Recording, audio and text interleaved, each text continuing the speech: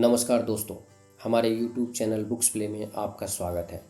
आज हम बात कर रहे हैं रॉबर्ट ग्रीन की लिखी किताब the laws of human nature की।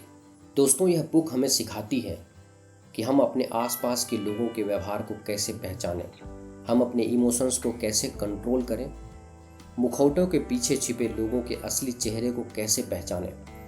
The laws of human nature book हमें सफलता, सेल्फ इम्प्रूवमेंट और सेल्फ डिफेंस के लिए बेहतरीन टूल्स और नॉलेज प्रदान करती है। दोस्तों, ये वीडियो का दूसरा पार्ट है। इस वीडियो का पहला पार्ट का लिंक नीचे डिस्क्रिप्शन में दे दिया हूँ। इस वीडियो को देखने के बाद आप बाकी पार्ट्स को जरूर देखें। तो चलिए शुरू कर। छठा अध्याय, अदूरदर्शिता का नियम। दोस्तों, ये हम सब के स्वभाव में है कि हम सबसे ज़्यादा अपने वर्तमान में सुनी और देखी हुई चीज़ों से प्रभावित होते हैं। लेटेस्ट खबरें, आसपास के लोगों के राय और कार्यों से जो सबसे ज़्यादा नाटकीय होते हैं और लॉन्ग टर्म लक्ष्यों और परिणामों के बारे में नहीं सोचते। ये लोग जो अपने नाक के आगे नहीं देख पाते अक्सर अदूरदर्शी वर्ग में आते हैं। लोगों को उनके नज़रिए से परखना सीखें। ऐसे लोगों से दूर रहें जो अपने काम के परिणाम के बारे में नहीं सोचते। ऐसे लोग अपनी नेगेटिव एनर्जी से आपको भी नुकसान पहुंचा सकते हैं। और ऐसे लोगों के साथ रहें जिनके लक्ष्य दीर्घकालिक हो। आपकी नज़र हमेशा अपने दीर्घकालिक लक्ष्यों पर होना चाहिए, जो शायद अभी आपको फ़ायदा ना दे लेकिन भविष्य में ज़रूर फ़ायदा देंगे। एक अच्छे नज़रिए से आप में हर उद्देश्य तक पहुंचने का धैर्य और स्पष्टता होगी। शॉर्ट टर्म की सोच से अनजाने और ख़तरनाक परिणाम मिल सकते हैं, इसीलिए हमेशा दूर की सोच रखें। अपने दृष्टिकोण को कभी नए रुझानों का शिकार न होने दें।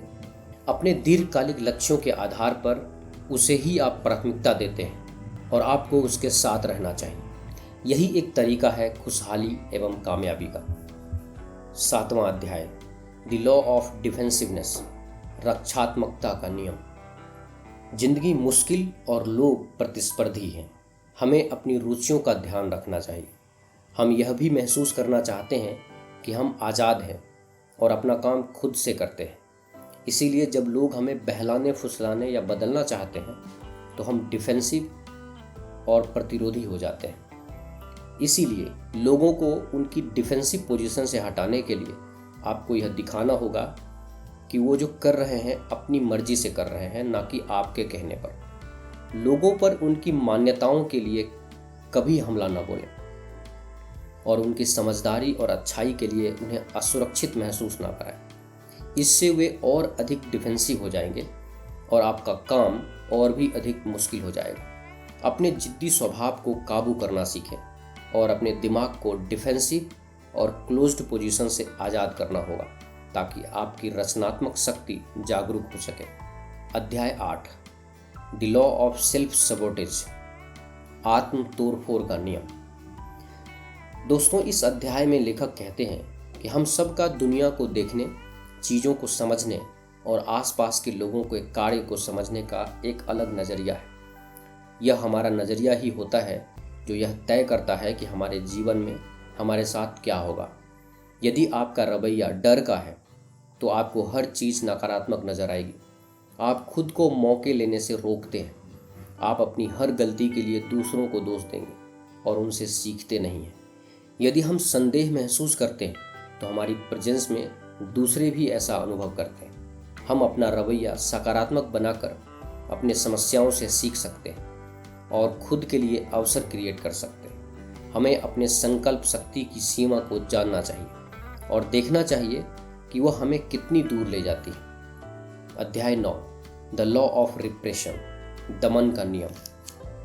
लेखक कहते हैं कि लोग वैसे नहीं हैं जैसा वो दिखाते हैं। अपने दिल के अंधेरे को छुपाने की कोशिश करना उनके स्वभाव में है। उनके अच्छे और मिलनसार बाहरी रूप के पीछे असुरक्षा की भावना और गुस्सा छिपा हुआ होता है।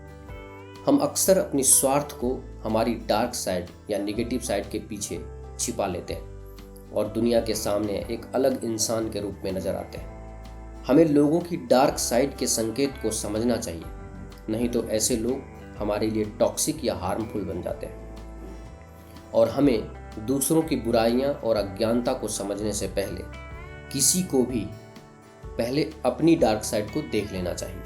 यदि आप इस अंधेरे पक्ष को अपने व्यक्तित्व में शामिल कर इसे स्वीकार करें तो आप कॉन्फिडेंट फील करेंगे और आपकी ईमानदारी लोगों को आपकी ओर आकर्षित करेगी और आप इसे अच्छे के लिए उपयोग करके अपने लक्ष्यों की ओर अग्रसर हो सकते हैं। अध्याय 10 द लॉ ऑफ इन्वी, ईर्ष्या का नियम। दोस्तों, ईर्ष्या एक सामान्य मानवीय भावना है जो हमारे व्यवहार को प्रभावित कर सकती है। इंसान आमतौर पर खुद को दूसरों से तुलना जरूर करता है। हम लगातार दूसरों के स्टेटस, उन्हें मिलने वाली रिस्पेक्ट और अटेंशन को खुद के साथ तुलना करते हैं और यह नोटिस करते हैं कि हमारे पास जो है और जो उनके पास है उसमें क्या फ़र्क है। कुछ लोगों के लिए तुलना करना उनका काम और अच्छा बनाने में मदद करता है, बाकियों के लिए यह गहरी जलन का कारण बन सकता है और यह भावनाएं बहुत नुकसान पहुंचा सकती है। खुद से ध्यान हटाकर जलन को खत्म करना सीखें। अपनी वर्थ को बढ़ाएं, ना कि तुलना करें। खुद की दूसरों से तुलना सिर्फ आपकी ही वैल्यू को कम करती है और समाज में आपकी पद को खतरे में डालती है। याद रहे, कार्य शब्दों से ज़्यादा तेज बोलते हैं। कोई भी व्यक्ति दूसरों के प्रति अपनी इस जलन या ईर्ष्या को स्वीकार नहीं करता है। इससे पहले कि ईर्ष्या हमारे लिए टॉक्सिक यानी हानिकारक हो जाए, हमें ईर्ष्या के शुरुआती लक्षण पर ध्यान देना चाहिए और हम ईर्ष्या को पहचान कर और उसे सकारात्मक दिशा में मोड़ कर अपने व्यक्तिगत और पेशेवर जीवन में संतुलन बना सकते हैं।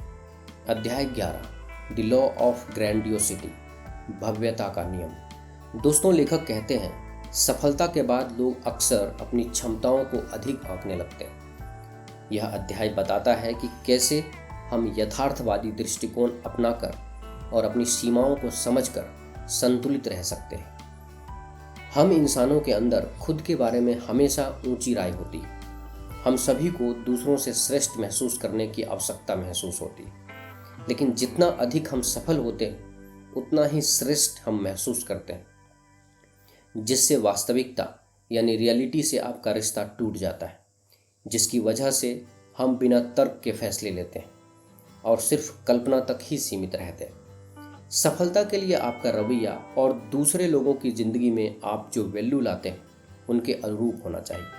एक दिखावटी इंसान जिसमें प्रतिभा और एनर्जी हो वह लीडर बन तो सकता है, लेकिन वह खतरनाक भी हो सकता है। दिखावटी लोग कभी भी रियल होकर नहीं सोचते और ऐसा सोचते हैं जैसे महान होना उनकी किस्मत में लिखा है। ग्रैंडियोसिटी यानी भव्य बनने की इच्छा एक ऐसी एनर्जी है जो हम सभी में होती है।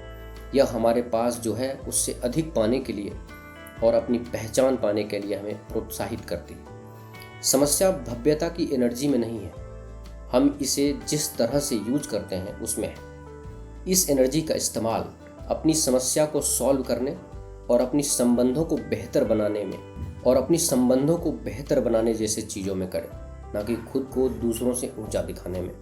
अध्याय 12 the law of gender rigidity, लिंग कठोरता का नियम। दोस्तों, मर्द हो या औरत दोनों ही अपने जेंडर के अनुसार बर्ताव करते हैं, लेकिन लेखक का कहना है कि सिचुएशन के हिसाब से हमें बदलना चाहिए और रिजिड नहीं रहना चाहिए। औरतों को हमेशा इमोशनल नहीं होना चाहिए, वैसे ही मर्दों को हमेशा एग्रेशन नहीं दिखाना चाहिए, बल्कि प्यार और शांति से बात करनी चाहिए।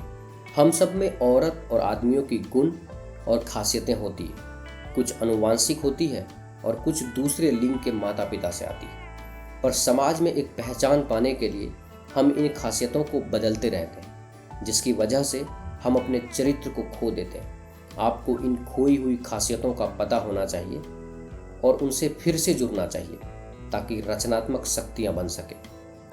दोस्तों, मुझे उम्मीद है the laws of human nature book summary आपको पसंद आई होगी। अगर आपको यह समरी अच्छा लगा हो तो इसे अपने दोस्तों और फैमिली मेम्बर्स के साथ अवश्य शेयर करें और हमारे लेटेस्ट वीडियो को देखने के लिए हमारे YouTube चैनल बुक्स प्ले को सब्सक्राइब करें। धन्यवाद।